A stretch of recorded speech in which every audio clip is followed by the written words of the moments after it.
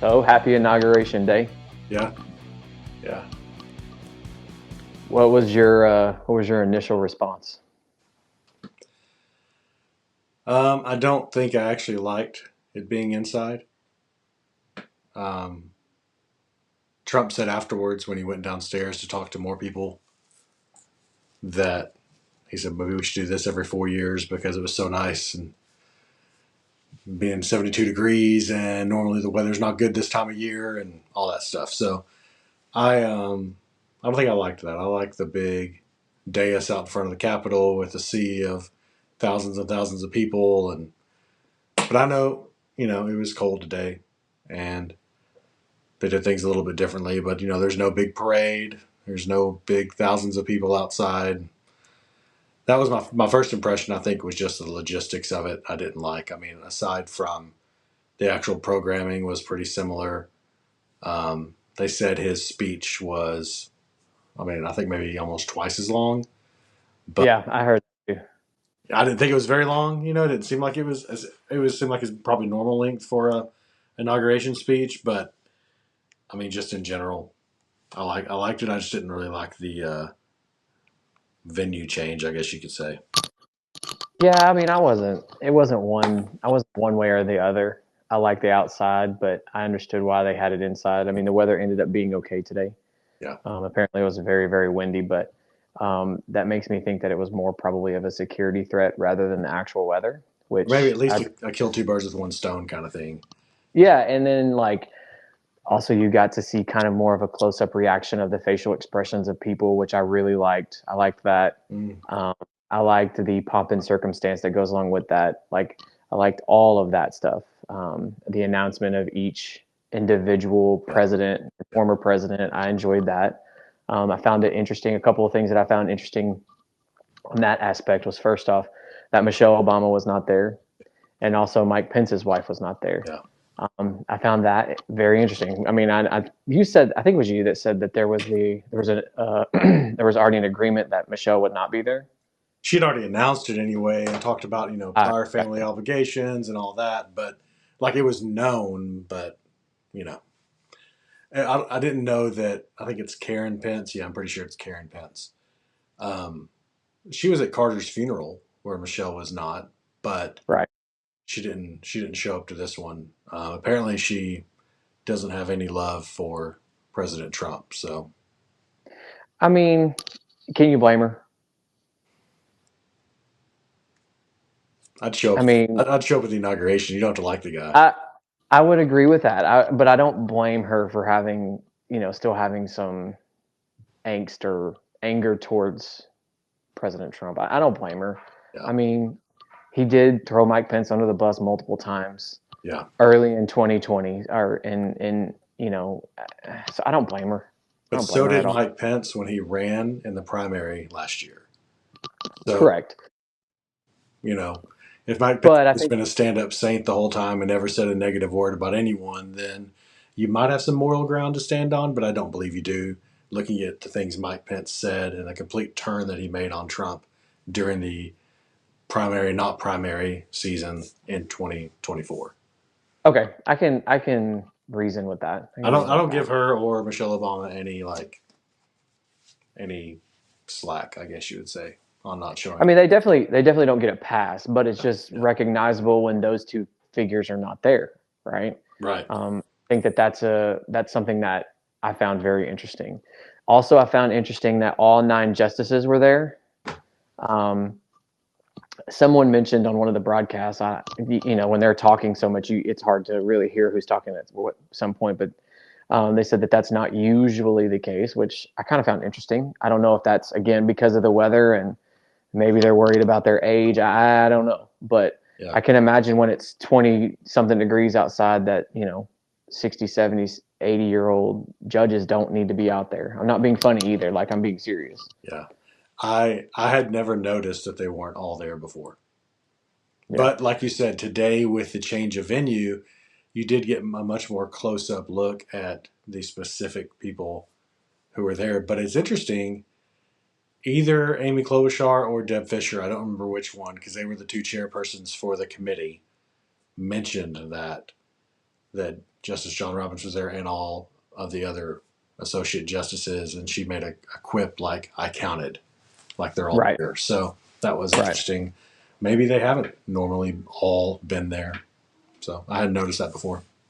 Well, and then also like Trump leaving the White House with Jill and Ivanka and his and you know and I guess now former President Biden.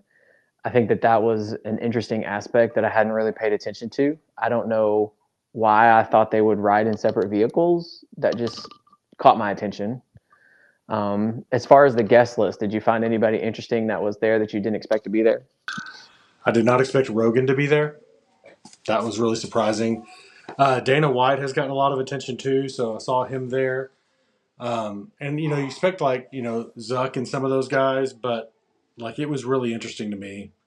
Um, like even Tim Cook, from Yep. Apple, and I know they did announce that they were going to be there and stuff, but um, it's that was surprising to me. That one, I don't think anyone else really. I mean, everybody else is pretty much a politician, unless I missed someone. Bezos, it had been said that they were all going to be there, so I guess less surprising. But seeing Rogan walk up kind of surprised me a little bit. Yeah, I wasn't really shocked by any of them. I saw Theo Vaughn was there, Oh, I didn't which see that. I kind of found that interesting. I don't know why. Again, I don't know why I found that interesting, but Yeah, that was a good, interesting take or interesting person to see there. I guess that also goes on to the power of the podcast platform. I found that I was kind of surprised you didn't see more of the independent media there, but a lot of the independent media was doing their own podcast streaming stuff. So I was kind of interested. That was kind of interesting to me yeah, too. yeah. Now, Barron Trump, Future president I think so, man. He at least holds himself that way. looked very presidential walking in. Yes, he did. And I noticed that he did not have an escort Mm. like some of the other presidential children. Obviously, he's 18, so he's not, a considered quote unquote a child, but he is a presidential, child. He's a child of a president, and so I don't know why he would need one, but I found that interesting too that he did not have a military escort into the building. Yeah, Like, I was surprised that JD Vance. I just when we came out here to record this, I was still watching some of the inauguration stuff, and he's still there. So he better get going pretty quick if he's going to make the Notre Dame game. yeah. He's got to get the Ohio State game is what he would call it. Oh yeah, well okay, Ohio State, Notre Dame. Yeah, that's got. I mean, it starts in an hour, so hopefully Yeah, that's old footage because he's got to be on a plane unless he's going to show up in the half or something like that. I mean, it's a big day for him. big day for He's him. got him, Ohio State, and Arguably the most important day of his life so far. so far.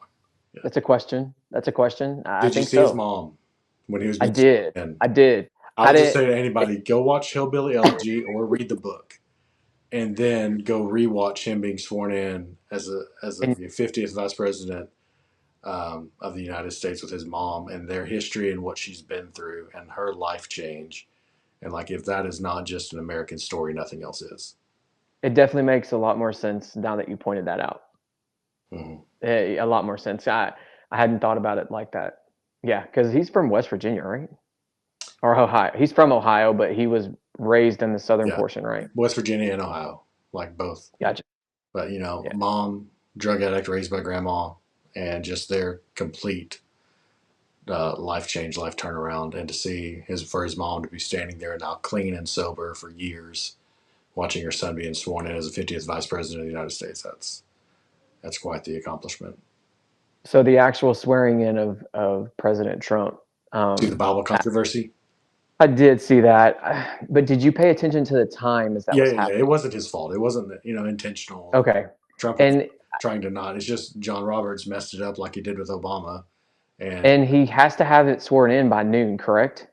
yes, So well, 12. It was 12 o'clock when they started his, with and yeah, by the time they got to him and like he stood up and got to Robert saying it was like 12:01, so it would have technically been a minute overlap. yeah. Yeah, Biden's term expires right at noon, so you kind of, I mean, you have a couple minutes there, I guess, where swear the president in real quick if he's needed for any official actions. But I mean, we like, might have been without a president for about 2 minutes there or something. You know, it's right, not. But apparently, John Roberts, the Chief Justice, started the inauguration oath before Melania was able to get up because you saw they made a big deal about it. Like it took a minute for Usha and JD Vance's kids to get brought correct, in and get set up because they're correct. little, you know. Before, and then they started the oath. But then, pretty much as soon as Trump stood up and took the step forward, John Roberts started the oath, and Melania hadn't gotten there with the Bibles yet for him to put his hand on. So there was a little bit of controversy, but there's much ado about nothing. He mentioned God in his inaugural address. I don't think there's any issues there are worth talking about, but it'll get talked about. So So did you catch Billy Graham, his son? Is that his son that yeah, did the prayer? yeah. Yeah, I caught that. Look As I was listening and watching, I was like, and they look identical, twins, sound the same. and sound the same. Yeah, I did catch that. There were six different um, clergymen or pastors that prayed over the day. Yeah, Is that that's about right. That's pretty cool. so? Onto his speech, or do you want? Hold on. Did you catch the whole Carrie Underwood thing? Hmm. So she just killed it, man. Yeah, The acapella I was version hoping was she better than would. the original. I sent you that text right before she started, but she waited a long time for them to figure out the audio. And I want Well, and then she like you can says, sing, like you don't "Yeah, need just start singing it. Like yeah." and sure enough, Well, she you don't need did, that. She and don't need that. that was awesome. I was It was amazing. It was And better than it would have been if they just would have done it normally. okay, and us being both musicians, the acoustics in that building had to be awesome Yeah. because you could also hear the harmonies Uh, of the military choir. that That was okay, yeah, awesome. because the military choir was there. I didn't think about the military choir. I mean, I saw them come in and also sing, but when I heard those harmonies, I was thinking, oh, some of these senators and congressmen and cabinet members are choir kids, you know. But Yeah, well, and could have been that. you there had to have been some because it Mhm. wouldn't have been able to be just the military choir that it stood out that Yeah, much. So yeah. that was Those awesome. heard those harmonies, and I was like, man, this is okay. Like this is cool. Can we can have the inauguration outside normally, but let's come inside and sing a couple songs because that was And then pretty. have her sing a cappella. Yeah, that was pretty neat. So what do you think about his address? I thought it was more direct and more pointed on policy than I expected it to be. Um, you know, and him talking about his win, you know, and like that is him though. He is direct and forward and has an ego, which I think every president does and should to be able to hold that office. But to go right at those things when you have over off to your left, you know, Biden and Kamala Harris and then previous presidents who would have disagreed with you on some of these things, just to come out and flat out and say it, you know, going straight to specific issues like gender, like birthright citizenship, you know, just calling those things out and saying what he's going to do. I was surprised. Um, I mean, it still had this is a new day in America. We're unified. We're moving forward. It still had that tone as well. But then you also had those sharp points of this is what I was elected to do, and I'm going to tell you about it right now, just like I've been telling you about it for months. So I was a little surprised. Not I I think don't that dislike it. I was just surprised by it. I was not shocked by it at all. I was actually kind of shocked he held back more than what he did. I was surprised he didn't. I felt like he was a little held back, um, just based on some of the things and obviously Biden having those last few pardons right before the inauguration. He said he didn't know when he was signing those bills in the Capitol that he didn't know about it until he was told about it after they walked out. Right. Um, I think it would have been a little bit more venom than normal, Mm. but I think Probably. that's exactly what the he was put in place to do, right? And he said early in the thing that he was going to activate the military to the southern border. And he told Abbott, apparently, I didn't see Abbott there, but he directly said, Governor Abbott, the military is coming to help. That was right after the inaugural address downstairs in the visitor center. Abbott was Correct. right there in front row, and they panned to him for a second. He gave a thumbs up. So that was good, you know. that he was there.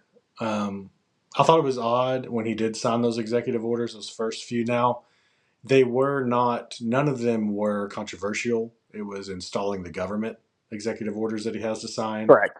Correct. And, but when he signed the one um, talking about raising the flags to full mast on this inauguration day and every inauguration day after. So if the flags are at half mast for any reason during an inauguration in the future, they will go to full mast on that day, on inauguration day.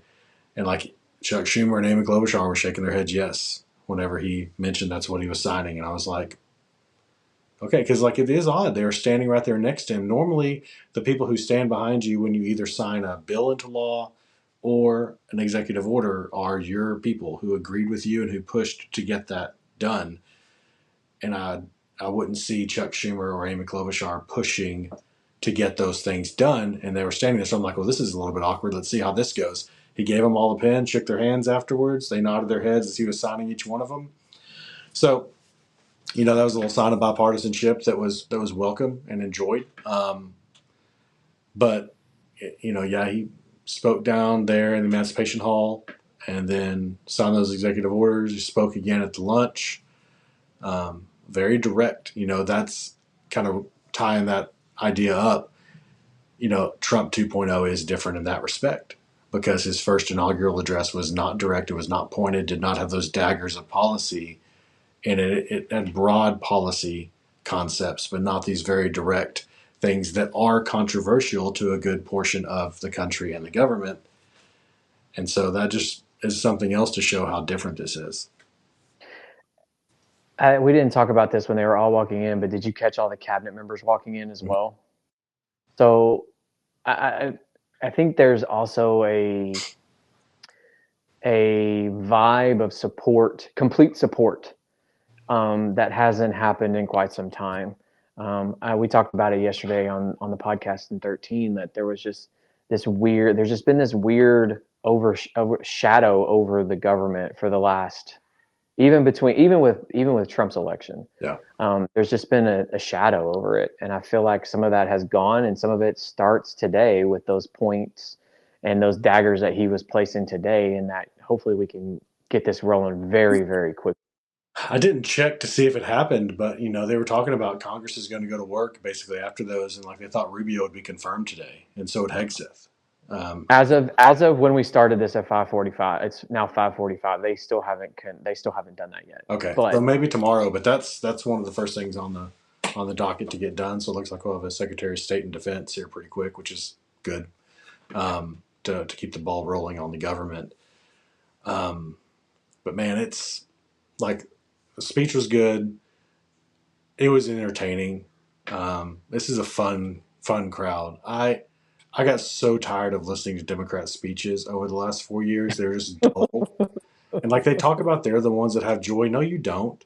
Every time no, you get ready to talk, it is dull. It is the sky is falling and everything's bad. And like Trump and his team will call that out and say, yes, things are bad, but they're like it's happy, like here we go, we're gonna fix it. Like there's some motivation behind it, there's encouragement behind it. You have, just seeing Elon whenever Trump said we're gonna plant the stars and stripes on Mars.